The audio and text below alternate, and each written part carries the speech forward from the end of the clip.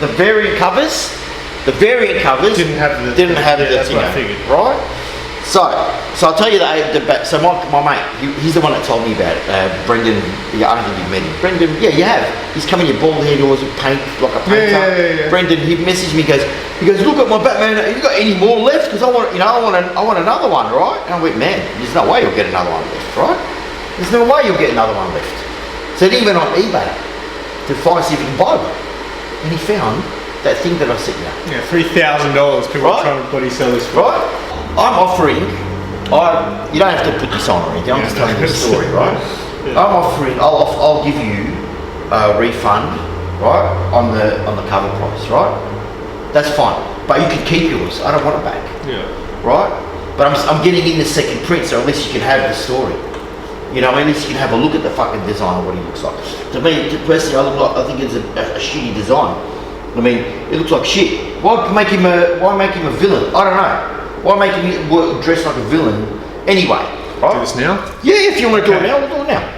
Well, let's move these. We'll do it now if you want. If you want to do it right here in front of us. We're going to talk about the controversial Batman 89 and Hell Arisen issue 3. Which I didn't get the second one. But yeah, we're going to chat about that. I realized the last video we did on Batman 89, we didn't really talk about it, but it got a lot of views. So we'll talk about the... Yeah, but now we talk about the aftermath. Yeah, the aftermath. The aftermath of Batman 89. We'll mention something else in the news that came out from DC as well later on. I don't know if you know, but anyway, I'll drop it. So by now, anyone who collects comics would know about that page. I got one of them. It's worth $3,000. Apparently, $3,000 if you go onto eBay or anywhere up to $3,000. You know, I've seen it $700. Still a lot of money for a comic. $700. That's more realistic. They're not really calling it a misprint. It's more a color error. So, but the whole point, and it's very convenient that it's right on the page, because the reason why this book is so hot, people are getting caught up in the whole, you know, the Joker's new girlfriend, punchline, but it's really got a double downs on the first appearance, which is the designer. So, which is that guy, which you can't see really. I mean, if you come close, you can see vaguely. Anyway, so, but the thing is, with DC, you know, they want to shake up the industry, and I'm all for that. I mean, because we never get it from comic books, you know, industry. You know, Robert Kirkman does a lot of you know, like a controversy and stuff, and I love it because we don't get any of that in the industry. You get it in movies, you get it in music, but we never get it in comic books. So the big controversy that, you know, a lot of comic book store owners probably are really, I wouldn't say aggressively upset, but, you know, a little bit disappointed. I am anyway. I'm more disappointed that they came out to a retailer telling us how important this book is going to be after the fact that we could order any more quantities. So we couldn't order any more. You know, and yeah, being a small comic book store that I've got, I try to order a bare minimum for shelf. You know, I order enough for my standing orders, but for my shelf, it's bare minimum. So, you know, it would have been nice to have a little bit more on the shelf, but anyway. So what disappointed us was that they came out after the fact that we couldn't order anymore, that they announced how important it was. And then they did it the same thing to Hell Arisen number 3. Now, I was getting Hell Arisen on the shelf, you know, where no one had it on their standing order, but because of the whole Year of the Villain and the Infected storylines that were running through some of the issues, so I said, I'll just get it on the shelf. At the end of the day, if no one got it, I'd make a pack, nice little story arc pack, and I'll sell it as the pack. You know, so no one even looked at one. I got 2 for the shelf, so no one even looked at issue 2. It was disappointing I couldn't order more. I was getting emails, and that's fine. I'm like, come on, get me Hell Arisen issue 3. Poor guy missed out because, you know, already another customer said, I want the whole series on the on my standing order, and one guy just goes, how many have you got for me? You know, I just said, well, I've only got 1. You know, it was just disappointing, you know, but I have the opinion, and it's the opinion of a lot of people, that it was DC Comics idea to create a frenzy, and I'm all good for that, to create awareness. But then they dropped into a second print, like straight away. So what I'm doing with this misprint is I'm just getting in the second print, and people can at least read the story. So I'm getting in the second print for all my standing order customers. It's just one of those things where you just don't know. Like it was like an injection into the comic book industry. All of a sudden, people were taking notice. People were wondering, what is happening. But so that's I don't think that's actually ever a bad thing for the industry. Have you had many phone calls about Hell Arisen? A lot of emails and phone calls emails. and Facebook messages and. So in other words, there's no point in me trying today to call around shops, is there? No, I doubt it. I looked on eBay today and there's finally some people selling it locally, but still, it's just I'm not going to pay. Yeah, I'm not going to. Yeah, for me, that's one of those things where normally I would. That's but not collecting. That's just flipping, and that's exactly. fine. And everyone has to run their business in their own way. This is the year of. The flippers, right? I think it's a good thing for the industry. It's bad for the collectors, of course, and it's bad for the retailers who can't take advantage of their put it on the shelf and that. It's good for the industry, I reckon, and I think DC did it so people can take notice of Batman again. This is the reason why they put a new writer onto Batman, because their sales were dropping off, and and he's their key character. I heard sales dropped again a little bit after, like Tynion's first issue went up, and then I heard it sort of dropped again. Well, I don't know. I can't tell. I can't see their numbers, obviously. Tynion will write a good Batman story. I have no doubt. He will write a superhero book. And I have no doubt about that. Not that Tom King didn't write a superhero book, but Tom King wrote a big story, a long story. And that's how Tom King writes. And if you went into Batman not knowing how Tom King writes and then coming out of it saying, I didn't like it, then you don't know how Tom King writes. That's my opinion. Opinion-based. The decision to go back to legacy numbers with Wonder Woman and The Flash, with 750s. That is a really great idea. I absolutely love that, and I think it won't be long. I mean, I seriously think they're probably considering to do it with the Batman as well, and maybe Superman. What do you think is going to happen now with Didio leaving? Yeah, well, that was the bomb I was going to drop. Yeah. With Didio leaving, I mean, I don't think he left. That's the report. The report was that he got fired. So, I mean, it's always sad when people get fired. It's always bad. So the rumor is that Snyder wasn't happy with what? So 5G thing. With the 5G thing, and even with this whole heavy metal. It was a sequel to Dark Knight's Metal. So heavy metal, I think it's called. Death metal. Death metal. The story is Didio wanted it to incorporate into the 5G, and Snyder said no, and there was a massive thing over there. So, but Didio was the one who orchestrated New 52, and then everyone had to sign. He had to sign up and everything, right? So he was the one that pushed New 52, and he was the one that pushed for Rebirth, because they had to backpedal the damage that New 52 did to the brand. Thank God for the New 52, because I don't even know what the show would be called without that.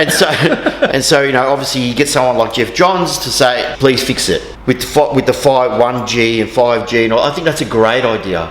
I think that is so good for the DC universe, because the DC universe has no definitive history at all. It's all over the place. Earth 1, Earth 5, mate. It's just so many histories. You just don't know what to believe. So let's look at Marvel, right? Marvel has one definitive history. Absolutely. One definitive history from the get-go. Spider-Man's always been one Spider-Man, like one Peter Parker in one definitive history. The course Peter Parker. Not talking about the ultimate Spider-Man or any other Spider-Man, but there's always one. Marvel has a definitive history, right? Whereas DC haven't. So I think putting the whole 1G and 2G thing, I think it's going to give DC a definitive history. They want to take Bruce out of the suit and put someone else in as Batman, as the 5G, as the next generation. The same with Superman, taking Clark out of the suit, putting someone else in. It's same with Wonder Woman, putting someone else in the tiara. And I think they've tried that towards the end of New 52. It didn't work then. Why would it work now? And Marvel did the same thing. They tried to replace their core heroes with newer, younger versions. It didn't work then either. So I don't understand what. If this is just a rumor, but if that was true, that's like why Was he so definitive about pushing that? I mean, Well, I also heard that it wasn't him that was really pushing it. Apparently, AT&T and Warner Brothers are really pushing it. AT&T, of course. And it would make sense that AT&T being a phone network, it being called 5G. Right? Yeah, true. So I did read that. Think of it that way, actually. I've done a lot of. I've listened to a lot of podcasts in the last couple of days, and also done research for my Simple News that I'm filming tonight. What was that? Do that again. Simple News and searching. So yeah, I've done a lot of reading up about it. So yeah, apparently it was AT&T and Warner Brothers that's really pushing the 5G, and that's still going ahead. But 100% has to go ahead. It's in concrete now. They're in the latest the previews. Bang. Every month. Oh, is that on the free comic? No. So for each month they're doing a one shot, and they're giving you a definitive history. I need that, right? Of course. Everyone needs that. So, it's going to start in May, which is G1. Then the next month they'll showcase G2, so on and so forth. So they're giving us the history. So and then in Free Comic Book Day, they're giving us, I suppose, the start of it. 100% they're going ahead with it. Whether they go ahead with the whole, changing the people in the suit, in the suit, that's a different story. Who knows? But I think all eyes are going to be on that company, because there's other rumours going around, which I don't know if I truly believe. Doomsday Clock, the final issue, they mentioned Thor's hammer, and then in Thor number 2, you get the idea of the Justice League. So there's so many rumours flying because of these drops. It's really good for the industry, 100%. Comic books have come up in the last since 10 years. Probably 10 years, because of the movies have really Of course, 100%. I've always said, comic books have always been in the underground. They've always been a niche. They're still a niche, but they've been underground. When I was younger, to find a comic book store in Melbourne, they were always in basements, in alleyways. You had to go around looking for them. That was before the internet. You're still going to look for them. What are you talking about? Yeah, but they're much more easier to find because of the internet and because of that. And because, a lot of them are on main streets now and so on and so forth, because of the explosion of popular culture. They're embedded now into popular culture. Companies like Marvel and DC and even an Image, of course, they hire great writers to make good stories. And so even the superheroes, some of them get really good writers, because they're taking it serious now. They're taking the industry very, very serious, whereas in the 90s was a much more different industry, much more different. The 90s were the best age ever for comics, in my opinion. That's my opinion. How can people say that the 90s killed things like? All right, so maybe not maybe so for the 10 years. So I reckon mid 80s to mid 90s, sales were down. They were struggling for sales, of course, because sales were down. So the owners of these companies, Marvel, DC, there was no one else around back then really to, just Marvel, DC. They would give full control to the writer, to the artist, and they would say, do whatever, we don't care, as long as you sales. So, we got the death of Superman, the breaking of the Bat, we got Venom out of the 90s. We got, creators like McFarlane, Larson, Jim Lee, we've got the Eddie X. Oh man, the 90s for me were just out of this world. And that was when comic books weren't even that popular. And those books now are worth a lot of money, because a lot of them were key issues. I don't know, being a new collector, what do you think? Like, when you hear me talk like about the 90s and that, and you see the industry now, like, what do you see the difference in? Well, I don't know, because when I used to read comics as a kid, I didn't understand the world. You know what I mean? I just read comics. So yeah, so me too. I didn't understand any of this, and I remember it seeming like it was a big deal back, like going into Minotaur and things like that. I remember it and seeing, Comics R Us in the City used to be on Russell Street or something like that. Yep. But yeah, I just never really knew anything about the industry up until I sort of got into it more recently. So, and now I just take it for what it is, and I'm just learning it all. So. Yeah, I mean, it's interesting, because when I was collecting, I'm not a key issue collector guy. Never have been. I was more into the character. If I'm collecting the series and it's got a key issue, then it's got a key issue in it. But I never chased. I never chased Spider-Man. I'm not a Spider-Man reader, so I never really got that. But you know. But I did see I was collecting Not even Superman. during the Clone Saga? No. Man. So even Superman, so I was collecting Superman, so I got all those key issues, you know, the death of Superman and all that. And same with Batman, I got all those key issues. I do with Batman. remember as a kid with the death of Superman how it was all over the news. All over the news. And there were comic book shops on the news that were just like shockers with people trying to get this book. It was a great, and again, you know, it's things like that that I love about the industry, and that we should do more of. To finish off what we're saying about Batman '89, to go back to that, I applaud what they did but I don't applaud how they did it. You know what I mean? Congratulations because it worked, but from a retailer point of view, they should have told us, you know, earlier before, you know, putting it out there. So then we can combat the demand. That's all. It's just because again, it comes down to supply and demand with all collectibles. Comics, they're not making a lot of money, so wouldn't they want to capitalize on little things like that so they could make more money? Yeah. So they are making more money with the second print. That's, you know, and in saying that, you know, what's our policy? What's our thingo here? Keep it simple, Simon.